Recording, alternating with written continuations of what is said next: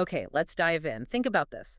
Global organizations are pouring upwards of $30 billion every single year. 30 billion. Wow. Yeah, just trying to craft that perfect strategic plan.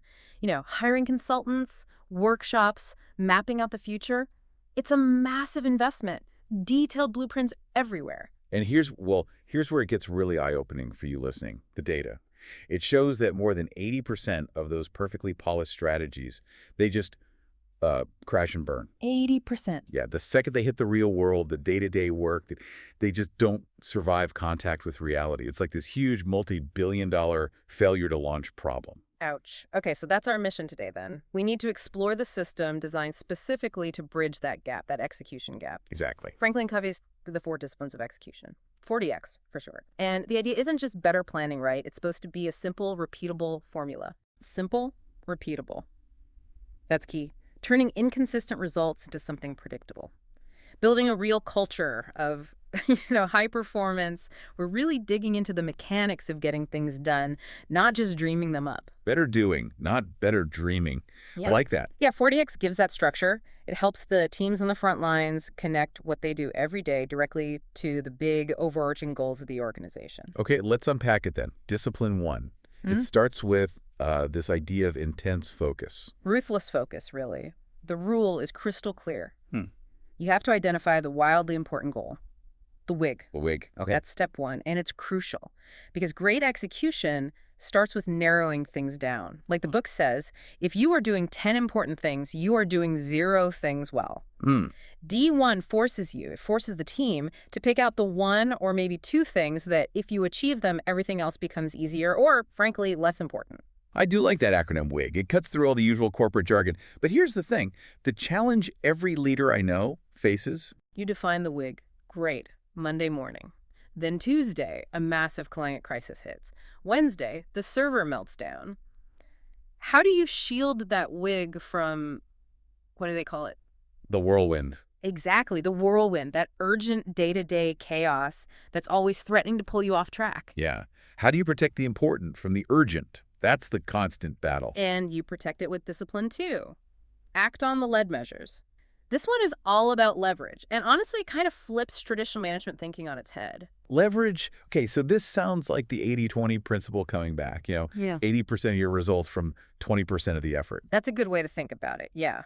But the key here is identifying which 20%. It's often not the obvious stuff. Yeah. The core idea, the real insight in 40X is shifting your focus. You stop trying to directly manage lag measures. Lag measures, those are the results, right? Like revenue, profit, customer satisfaction scores. The stuff you want, but can't directly control minute by minute. Precisely. You can't will the revenue number to go up today. So instead, 40X says manage the lead measures. Lead measures. Okay, so what are those exactly? They're the specific high-impact behaviors or activities that your team can control and which, crucially, predict the success of your lag measure. They lead to the result. Okay. So the big insight here is that 40X isn't just goal setting. It's really a system for managing behavior. You got it. It's behavioral change disguised as goal achievement.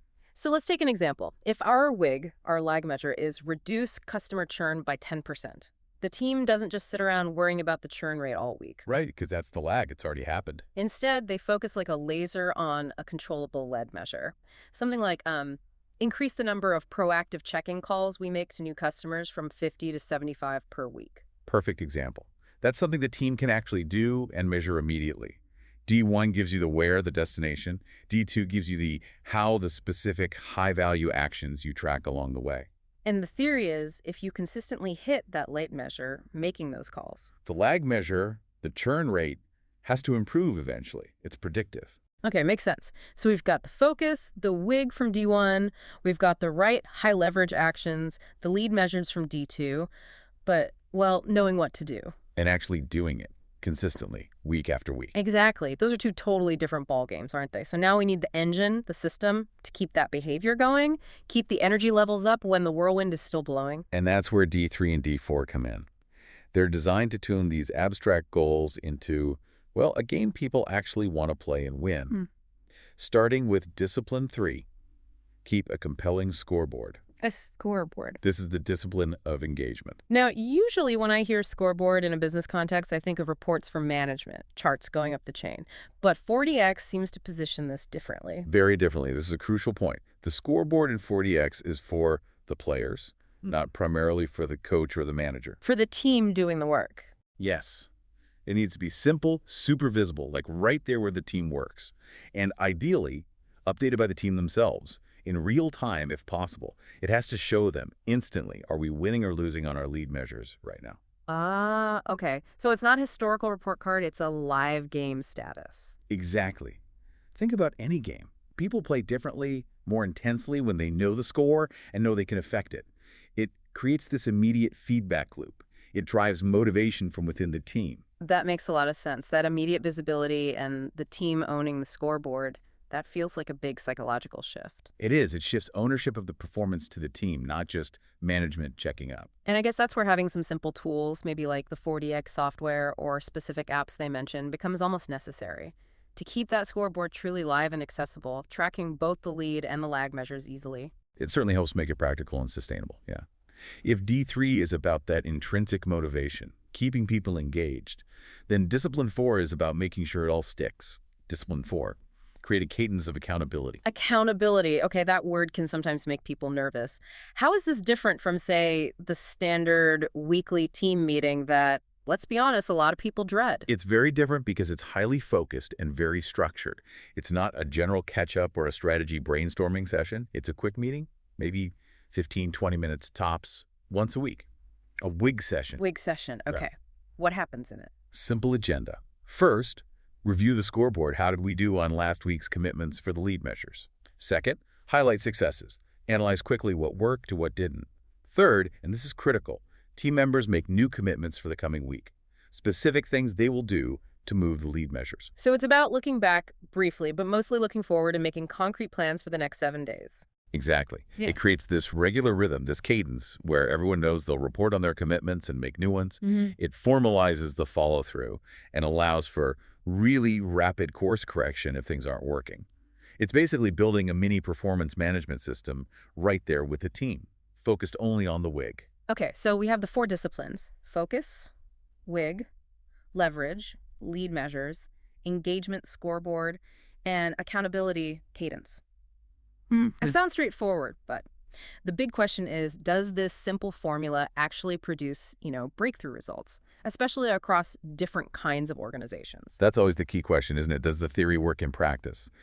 And the evidence, looking at the case studies from, over 4,000 implementations they mentioned, it suggests a pretty strong yes. Let's look at a couple. You mentioned DeKalb Medical Center earlier. They focused on patient satisfaction scores. That's a notoriously tough metric to move significantly. It really is. Yet they managed to go from the 3rd percentile nationally, The 3rd? That's low. very low, to the 99th percentile. Wow. From bottom basement to the absolute top tier. How? Well, it wasn't by putting up posters saying, be nicer to patients.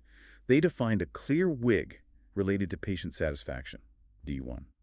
Then, crucially, they identified and relentlessly tracked specific controllable lead measures, D2. Like what behaviors could the staff control? Things like how quickly staff responded to call buttons, or the quality and clarity of communication during shift handovers, stuff they could actually do differently, measure, and see on their scoreboard, D3, every single day. They focused on those behaviors in their weekly WIG sessions, D4. And by nailing those specific behaviors, the overall patient satisfaction score, the lag measure, just skyrocketed. Exploded, yeah. It shows the power of focusing on the inputs you control. Okay, give us another one. Alamo Colleges. That sounds like education. Right. Their focus was really high stakes, keeping students enrolled, engaged, and moving towards graduation or certification. Student persistence. Also a tough nut to crack. Definitely. But within just 8 months of implementing 40X, they saw a 17% increase in the number of degrees and certificates earned. 17% in 8 months is huge in education. How did they apply the disciplines there? What were their lead measures? They focused on student behaviors that strongly predict success, things they could influence and track. For example, ensuring students attended mandatory planning sessions, or tracking the frequency and quality of interactions between students and their advisors. So again, not focusing directly on grades, the lag measure. No, focusing on the proactive steps, the lead measures that make persistence and completion much more likely. It just works because it targets the things you can actually influence day to day. We're seeing it in healthcare, education. What about, say, heavy industry or operations? Yep. SIPCHEM, as mentioned, they're in petrochemicals. Been using 40X since 2018, apparently, focusing on operational excellence, things like reducing safety risks, increasing efficiency, adding value systematically through focused execution. And even in times of major disruption. Absolutely. Look at Marriott. The hospitality industry got hammered during, recent uncertain times. Understatement of the year. Right. But Marriott used 40X to keep employees focused and engaged on the most critical metrics, even when everything was chaotic. Hmm. And apparently, they achieved some of their highest results ever during that period. That's maybe the most compelling case, that it provides focus and stability even when the external environment, the whirlwind, is at hurricane strength. It proves the formula holds up under pressure. Focus works. Leverage works. Engagement works. Accountability works. So let's bring this back to you, the listener. Whether you're leading a big department, a small team, or even just managing your own projects, what does this all really mean? I think it means moving beyond just having a strategy document gathering dust somewhere. Right. It's about forging that direct, visible link between the big picture vision and the concrete actions people take every single day, giving the people doing the work not just tasks, but control, visibility, a way to see they're winning. And what's really fascinating, I think, is the emphasis on systemic change. 40X isn't about finding a few superstars and riding their coattails. No heroic efforts needed. Ideally, no. The philosophy is about building a high-performance culture by moving the middle, taking your solid, average, consistent employees and giving them the structure, the focus, the scoreboard, the accountability to become really effective high performers. That's where you get dramatic results across the whole organization.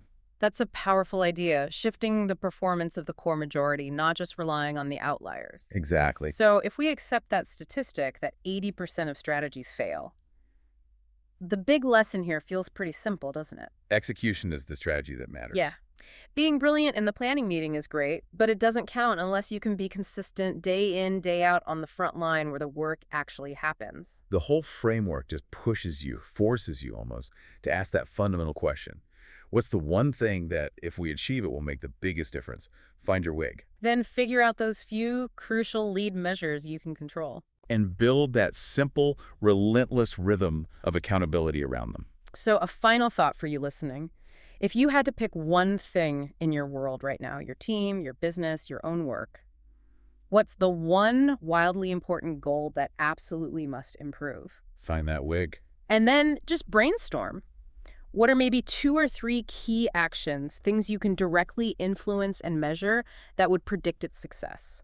Those are your starting lead measures. That's your launch point. We really hope this deep dive into the 4 disciplines gives you a practical framework, maybe some inspiration, to start moving those critical needles right away. Thanks for joining us on the deep dive. We'll catch you next time.